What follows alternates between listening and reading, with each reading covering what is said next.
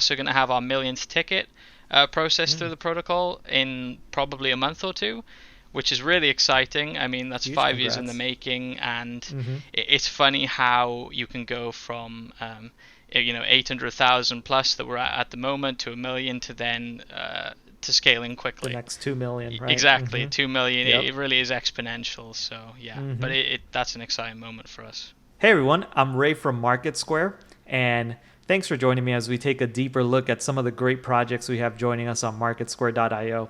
Today I have the pleasure of sitting here with Colby Mort. He is part of the marketing and communications team for Get Protocol. Colby, thank you for being here and thanks for joining us. Thanks very much for having me, Ray. It is a pleasure. Can I just immediately say that what you guys are doing at Market Square is so important for the space? Being able to have decentralized news, a platform for projects to share information and foster a community is so important. So, yeah, it's a pleasure to be here. Thank you very much. No problem. We're really happy to have you here, and we're really happy to learn a little bit more about Get. But before we do that, I'd like to learn a little bit more about you and your journey into crypto and everything like that. So, if you like, give us a glimpse into what that was like for you. Yeah, I'd love to actually. So I got into the space at the early point in 2016. I believe it was an Ethereum podcast that basically was actually a negative Ethereum podcast. I think it was after the DAO hack, and there Mm. was some questions about whether this was a feasible thing. And I was in IT actually at the time. I've come from an apprenticeship background in programming and sort of progressed that way, and I immediately became interested in it. Right, I was Mm. aware of the problems with centralization. I've always been a fan of technology, and also it feels like a bit of an exploration moment that we're currently in. Right, it's our century's version of exploration. So yeah, I got into it from an Ethereum podcast, and I just became engrossed. I was super interested in just learning as much as I could, and that's kind of my origins. And ever since Mm. then, I've been involved in the space. I now work full time for Get, and it's going great. I love it every minute of it, to be honest. No, that's amazing. And definitely when you're looking at Get Protocol and what you guys are doing with NFTs and ticketing, were you into NFTs before joining Get? Did you know about them, or was this something you immersed yourself in once you joined the team? So I was aware of them. I wasn't precisely, I didn't precisely understand exactly what they were or why they were such a big deal. It was really after joining Get that I discovered the utility value of NFTs. Yeah, and that's kind of what led me down it. I was mainly interested in more of the blockchain decentralization, provenance, and rights over ownership the blockchain offered. And NFTs feel like an Mm. extension of that, to be fair. So it was Right. kind of one of those things where I think when I actually researched into it, it made sense. So yeah. Mm. Very cool. And for those at home, that this is probably going to be for a lot of them their first glimpse into Get Protocol. Can you Mm. give us like your elevator pitch? What is Get Protocol? What problems are you guys trying to solve? Yeah, absolutely. So Get Protocol is a digital ticketing infrastructure provider. That means we service the full spectrum of ticketing from starting fledgling companies to existing enterprise behemoths. We utilize blockchain in a way that makes sense. Like our ethos really is to use blockchain behind the scenes so that everyone can benefit from it, but people don't have to learn about it or understand it in order to access the benefits. Mm. So we basically, yeah, digital ticketing. We use the blockchain for proving ownership of tickets. And we offer two products at the moment. We have our white label and we have our digital twin, which recently released. The white Mm-hmm. label is essentially a complete ticketing solution for starting ticketing companies to go from no ticketing to scalable ticketing in a fully branded and customizable solution. And that offers a complete suite, so it's no development required. It gives you everything you need to hit the ground running. And on the other end of the spectrum, we have our digital twin, which is a blockchain and NFT layer that allows existing ticketing enterprise companies to tap into the benefits of blockchain and NFTs and do so in a way with zero risk to their existing business operations. Which is actually really potent because it is essentially facilitating the mainstream adoption of NFTs in a way that these ticketing companies are really intrigued and they can just get into it really quickly. So yeah, that would be the Right. elevator pitch. Very good. Yeah. Um, why would you guys go into this direction? Why NFT ticketing? Like, what was the motivation? Because there's obviously a bunch of different use cases for NFTs out there. What was it about NFT ticketing that really spoke to Get Protocol and really made you guys push into that direction? Yeah, I'm really glad you asked this question, actually. Well, what I would say is if you look at an NFT and then you look at a ticket, they actually go hand in hand because what a ticket is essentially a deed, right? It's a right of entrance to a specific event at a specific moment in time. And if you look at an NFT, it's essentially a tokenized deed. It's ownership over a unique instance of an asset uh, on the blockchain. So when you combine the two, you've now basically taken what was a deed that was unintelligent and you've given it properties that it can now unlock amazing potentials across the entire life cycle of a ticket because of an NFT. And I Mm-hmm. would love to go into more detail on that, exactly what an NFT ticket provides. Mm-hmm. Essentially, what the way we see it is it's kind of extending the life cycle of a ticket, right? So if you think about perhaps a static PDF ticket, it's just a singular moment, it's scanned and then it's done, right? It just goes in the Mm-hmm. trash. It doesn't really add any other benefits. An NFT ticket, because of the smart contract tied to it, tied to a unique asset, it immediately allows you to just extend the life cycle of a ticket, right? Because you've got the before, so pre-financing, and that's the DeFi tools which we're currently building. Then you've got the event, which you could say would be split into the primary market when I purchase the ticket directly from the ticket seller and the event organizer. And you've got the secondary market, which is when the ticket is resold. And Mm-hmm. those two areas combined is really potent because the Yeah. primary market, as soon as a ticket's sold, when it's an NFT, that event organizer immediately has a direct contact with the attendee. And then Mm-hmm. on the secondary market, when the ticket's resold in a traditional system, the data and the revenue is lost, right? As soon as it's Mm-hmm. resold, I don't know who they are. Mm-hmm. I don't earn any money. The connection is severed. With an NFT ticket, because it's on the blockchain, because you can prove ownership, you have that connection still. And with the smart contract, you can essentially bake in what we call perpetual revenue, which means that you can earn revenue from secondary market sales, which is a game changer. And we are getting a lot of Right. interest because of that possibility. And then Mm-hmm. finally, the last but not least, but certainly not least, is the collectibles. And that is Yeah. kind of what I like to call the ember of ticketing. It's when the fire goes out, when the event is over, the lights go down, or rather go up. Yep. The collectible remains. The collectible still exists. It keeps that connection going. It not Mm-hmm. only captures a moment by having artwork that captures the event, but also it allows for incentivization possibilities. The event Mm-hmm. organizer can offer fan rewards, they can bring people back to future events, and that's why it's kind of like the ember, because it's rekindling connections that would have been lost otherwise. So yeah, that's the Yeah. NFT ticket. No, it's very cool and it's very complex. So I don't want to like gloss over any of the specific sections, right? So let's backtrack a little bit and let's Yep. take it one at a time. Let's go to pre-event. You discussed something about pre-event financing, and when I first read about it, what really got me to think about it in a very novel way was thinking about lower tier artists, mid tier artists that are just starting out but have dedicated fan bases, right? Um, Pre-event financing helps them in a big way being able to serve their audiences and their fans. How does that help them, and how does Get Protocol serve that role? Great question. Yeah, so, well, the immediate problem is essentially that a lot of these event organizers have to take a massive risk in order to finance their event. There's not many options available. Getting access to liquidity through a bank can be rather challenging, especially after the 2008 financial crisis. Even now, Mm-hmm. actually, banks can be a little bit more protective over giving capital. So that's one problem, and a lot of these artists go to ticketing companies or perhaps to other private financiers and then get locked into certain contracts.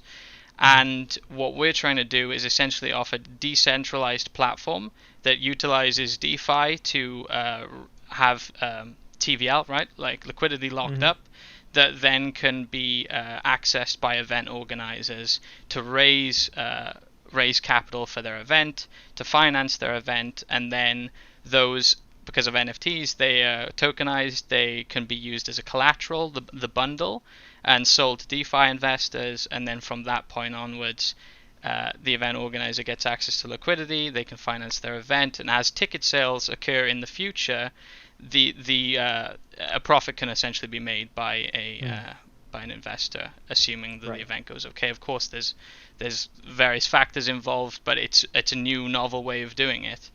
And another problem actually is these event organizers will sometimes they'll sell their tickets well in advance, and the only people who will buy them are ticket scalpers, and then those ticket scalpers will resell them closer to the date for a massive markup, which is a huge plague. But yeah, that's essentially what pre-financing is changing. Right. Yeah, I'm still waiting for my Fire Festival event. I'm still waiting for that one. Same here. Other than the pre-financing, is there any restrictions on that? Like, does it matter if I'm a solo musician and I just said, look, I really want to like rent out this venue, so I need to do some pre-event financing because I don't have the capital for that. Do you guys have restrictions, or do they have to be like, does it have to be a bigger tier event to be able to access that? Well, of course, when we roll the feature out, we're going to be very careful about being able to do it in a sustainable way, making sure it works, working with partners who are really interested and will be wanting to use this very soon. But eventually, everyone, the aim of the game really is for the protocol to be able to be used by everyone, and this also goes back to our ethos of making systems that don't require you to understand the complexity. That if I'm an event organizer, as long as I understand what is occurring, I don't need to learn about blockchain and DeFi and access and really utilize cryptocurrencies. I can sort of just basically have the benefits there. So absolutely, whether it's a small scale artist, whether it's a large scale artist, or an event organizer, or maybe even a ticketing company, the options are on the table. Gotcha. And do you take any fees based on that? So this is one of those things where the system is really being worked on. We're quite a far way out. It needs to be able to be developed okay. The protocol will, I imagine, take a fee, but that's something that still needs to be worked on. So I wouldn't be able to give an exact answer. No, got you. So then we went over pre-event financing, right? We went over what happens before the show. Let's talk about what happens during the show, at the day of the event, right? So I come to the show, I show up with my NFT ticket. It provides me my access to the event, right? But what are some good things? You mentioned about scalping. How do you guys prevent scalpers, for instance? Yeah, okay, so this really comes down to the product in use. So our white label is what we call our digital ticketing suite. So that's really where we've been able to completely eradicate scalping since 2016. And the way that works is it basically uses a dynamic QR code that shuffles. So it means you can't screenshot it. And basically that combined with blockchain has provided us with a scalp-proof system. That's one of the immediate benefits, because basically in a window of time before the event, the QR unlocks. You can then share those tickets with friends, for example, and you've got the benefit of no scalping there. The good thing about the white label system as well is because it's a complete system, there's an application and all the tickets are available on a smartphone, which is really easy to use. We've made sure to keep the user experience at the highest priority. And on the day of the event, they turn up, they scan the ticket, the back end and the front end basically matches the currently present QR code, and that's the way the system works. Nice. And does that prevent scalpers usually? Like, let's say I'm gonna go to a concert, right, and I'm gonna go support T Swift. She's my girl. I'm gonna go to her show, right, and I have like the ticket, right? And then let's say I have a friend that wants to go. They don't have a ticket. They want to buy a ticket. Will they experience having to buy the tickets like at an extreme markup, or is there ways around it? Yeah, so the tickets can actually be sold directly back to the protocol through the app, through the white label app, which means that if I have a ticket and I don't need it anymore, I can resell it for the exact same price that I purchased it for. There's also a secondary market functionality that we've just developed and is releasing soon, where an event organizer can essentially set a window of margin, which is capped. It's nothing crazy. We want to really emphasize the fact that scalping and money making from this is not a business that is any way associated with Get Protocol. So yeah, you can basically resell that back to the market. Anyone can then go into the application and the ticket shop and see that there is a ticket for sale at this price and basically acquire that. And as well, if I bring friends with me, I can share those tickets with friends. There's actually like a functionality where if they're close by, there's like a stamp system. There's quite a cool little nifty features in the white label that we've built over the years. But yeah, that's kind of the system we've got going at the moment. No, very good, very good. Yeah. It seems like during the pandemic and with all these things going on now, scalping has become even more prevalent. You know, a lot of people can't, get a hold of certain goods and services, right? PlayStation 5s are still hard to find. But I think if we continue to work towards like this system where we don't reward scalpers, right, for being able to, profit off just being first and trying to flip and make a profit, I think it would end up making these experiences and going to events probably, more enjoyable, because usually the biggest gripe and the biggest problem with wanting to go to a live show or to a concert or to an event is that, oh no, like, will I be fast enough? Will I get a ticket quick enough? Like, will I have to pay a huge amount of money to be able to go watch, Yeah, exactly. It's really a weaponization of the connection between an artist and a fan. These scalpers know that they can basically charge whatever they like because the most diehard fans will do anything to go see their artist. And it's actually similar to crypto in the sense that you have that artificial scarcity there, right, where there's only a certain amount of tickets available, which means that these scalpers put crazy prices and people pay them.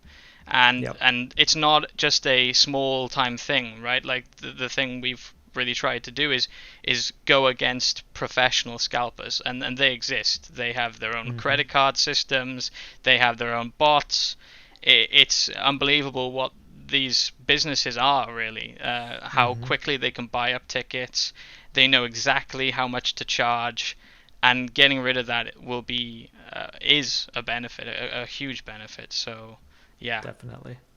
And we were talking about the event, we talked about pre-event. Let's talk about afterwards. And you said that something that really hit home here, and it was that the NFT ticket afterwards, after the event is over, it becomes an ember that keeps that connection going. So in what ways do you see that functioning, like with Get Protocol? Yeah, so this is an area close to my heart because even though I may have discovered NFTs properly through Get Protocol, it's quickly become a passion of mine because I think there's so many opportunities, particularly as we just continue moving into the digital age, to keep people connected. And that is really the essence of it, right? It is the ember. As soon as a ticket is scanned, the collectible becomes unlocked. It's a feature that's optional at the moment because obviously we're aware that a lot of people may not want a collectible. A lot of people may not understand how to use an Ethereum wallet, and that's something we take a lot of consideration with. But it is that connection, and I think there's a lot of possibilities on offer, particularly what I've seen actually because of COVID, right? I mean, take an example of a small-time event organizer. Pre-COVID, they may have put on like a weekly event, say. And people go continuously. They're in their sort of clique, and they support the artist. When the pandemic hit, there's been 18 months, right, where there's been nothing, and those over time, particularly, those connections just die out. And now that we've got to a point where events are starting to come back online again, suddenly these small-time artists don't have that connection. They may have their social media, but it's not really a direct link between them and the attendees of the past. And this is one of those things that collectibles immediately solves, right? Because as soon as that collectible is there, as soon as it's in existence, the event organizer knows directly who owns it. And they can pretty much safely assume that if someone owns that collectible, they're interested in their music or whatever the event may be, and you have that directly. And from there, you can offer incentives, right? You can offer fan rewards, perhaps discounts on merchandise, discounts on future tickets. The way I see it as well is you can also build it so that you can offer incentivization by how many events someone goes to. For example, if I go to 5 events, the sixth is free, or if I go to 5 events, I suddenly get VIP access. There's so many different ways that you can mix and match the system to bring people back. And then in another angle, you also have dynamic NFTs. This is something that's perhaps a future implementation in terms of Get Protocol. But when something happens at an event, you could issue an NFT. For example, if the goalkeeper scores an own goal, suddenly everyone gets an NFT that's dropped to them that then rewards the fans in certain ways. So it's dynamic. It's constantly evolving as an event progresses. There's so many potentials. Yeah. Definitely. I think that recently we've seen a lot of different, just the example of music, right? Like a lot of different bands and artists dip their toes a little bit into the NFT waters, like Weezer, Kings of Leon, in just the way they've been releasing albums and content and connecting with fans. But we haven't seen it evolve yet in the form of NFT ticketing as of yet. I think for that to occur, right, I just think that it just requires more time. More time to pass is definitely one of them. When we're looking at, say, something like Apple, the way Apple does things, right? I can go through my Apple Wallet and look at the different events and tickets that I've been to that have been issued to me.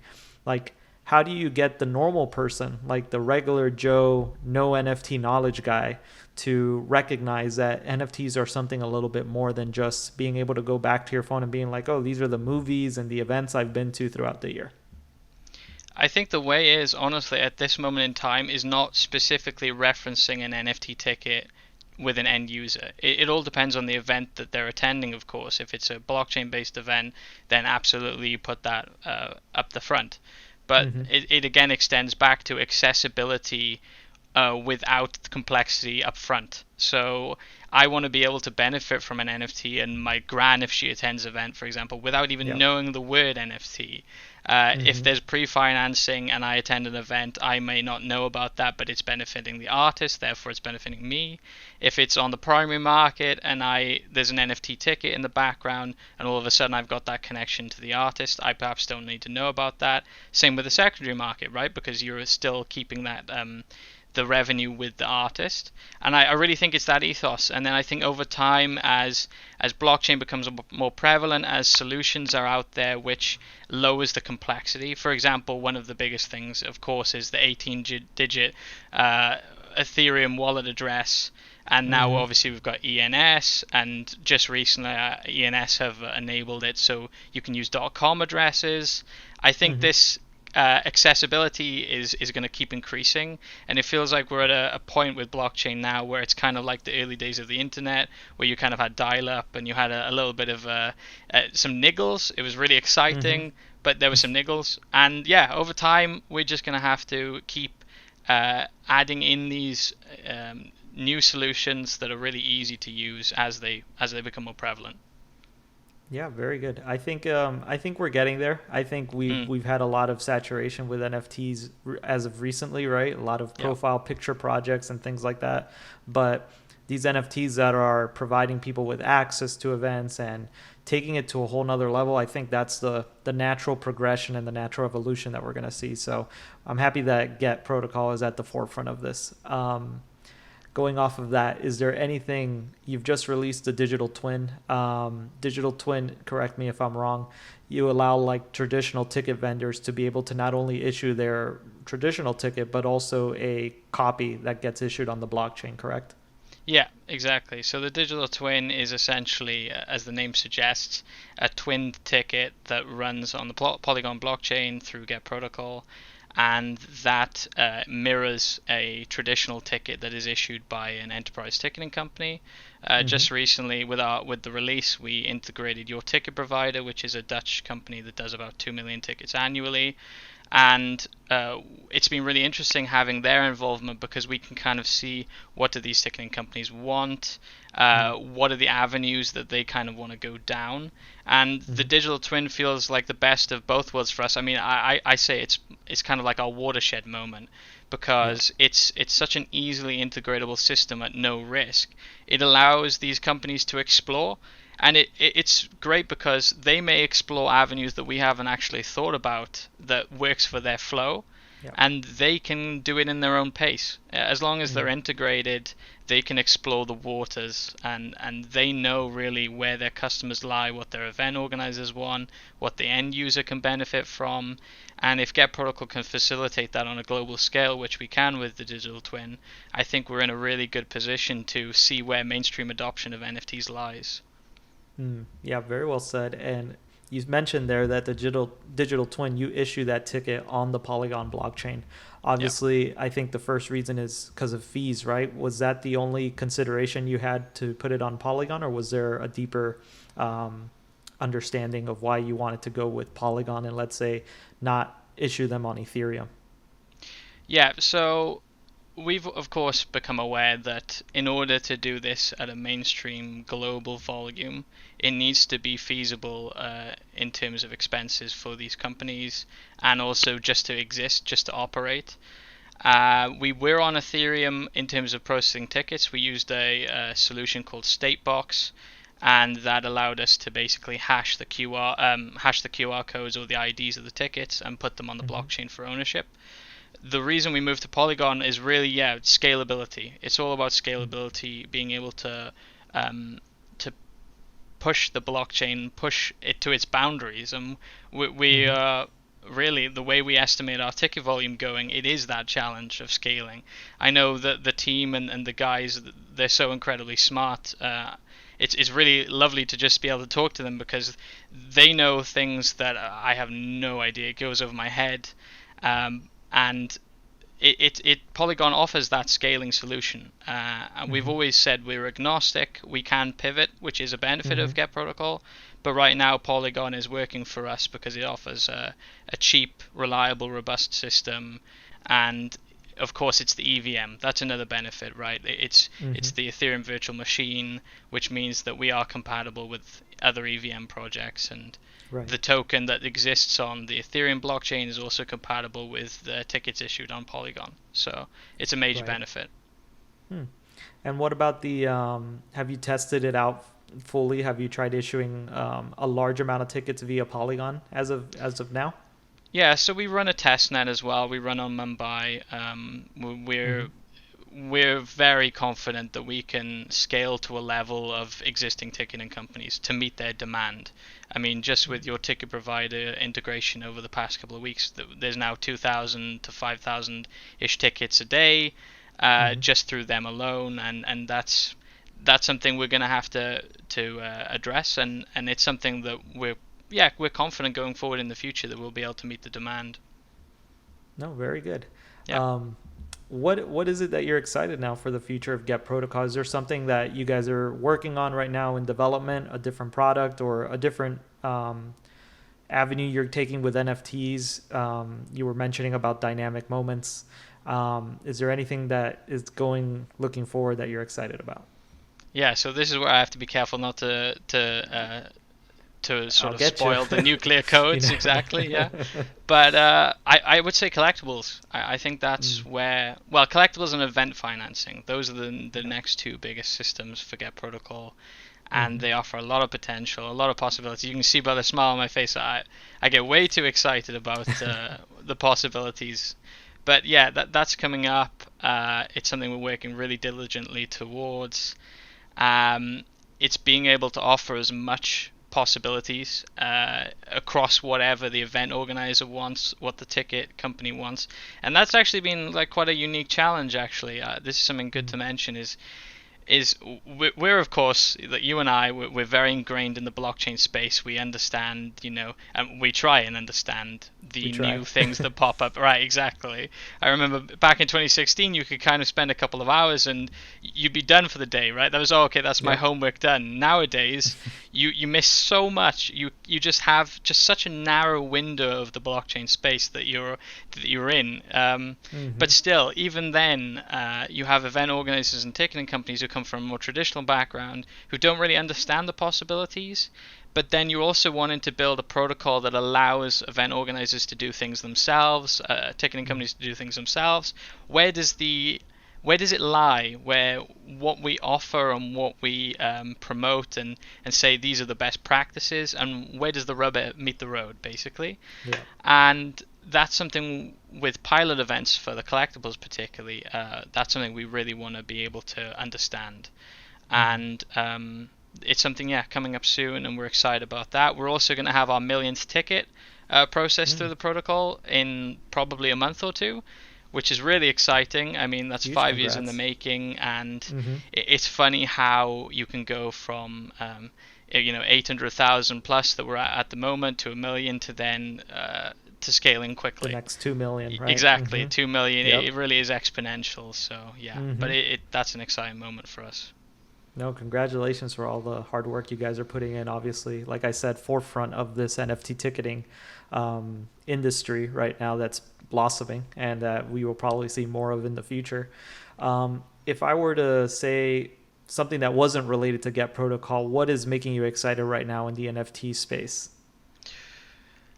This is a wonderful question. I actually got very ingrained and fascinated by the law community. I'm not sponsored by them, but Right. basically I'm a big Dungeons and Dragons fan, and so are my friends. And when we saw law and the idea of having base primitives that are on the blockchain that then can be used almost as the bricks to a house, right? I think that's the Right. analogy that they're using is a current an NFT art piece is the house, is the finalized version, and the bricks are the base primitives in the loot system that then can be built on Right. top of, and it's a creator-orientated ecosystem.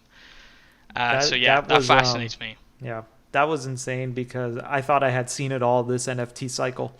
We went from, profile pictures to selling rocks for millions of dollars to everything you can imagine. And then all of a sudden I wake up one morning and I just see that, these text files are selling for hundreds of thousands of dollars. And I said, like, what's going on? Like, what have I missed, and what has occurred here? Everything that's going on now with Loot Project and End Project and Blue and all the others are just crazy. So thank you for conceptualizing it that way, that it's more about having the bricks to the house and what it can become later. It'll become these huge systems in these games that will be developed later on. But will that happen? We don't know. But it's nice to dream. Yeah, and I think another important thing is to say that it's kind of it's the economic and community layer, right? Like if I have a game and I'm developing it and I'm a bit worried, oh, will I get the market for this? Will I get the audience for this? To then have, okay, if I integrate these base primitives, the community is certainly there because they're going to support my project because I'm building on top of it. The economic layer is there because of the value in the space, integrating the base primitives. So it kind of takes the complexity or the worry, I suppose you could say, out of that area of development. So who knows? And you're right. Yeah. We have no idea where it goes, and that's what's so fascinating about the space at the moment. Is it's the 21st century's adventure, exploration. Definitely. It's all about exploration at the end of the day. And it's very similar to pre-event financing almost. Very cool. Colby, thank you so much for taking the time to sit with us here at MarketSquare and talk about Get Protocol. We're going to be releasing more information on Get Protocol, more content. You can check out marketsquare.io/blog, and then you can also visit Get Protocol on their MarketSquare page. So is there anywhere else you want people to go find you and learn more about Get Protocol? Yeah, so first of all, it's been a pleasure. Thank you very much for having me. Again, I want to reiterate what MarketSquare is doing is so important in the space. For Get Protocol, we've released a new website recently, which actually has a stories hub. So if you want to go to www.get-protocol.io, you can learn everything you want about Get Protocol, and we've got a bunch of stories on there and development documentation. So yeah, thank you very much for having me. Awesome. Well, thank you, Colby, and we'll be in touch. And everybody go check out Get Protocol. Have a great day. Thanks.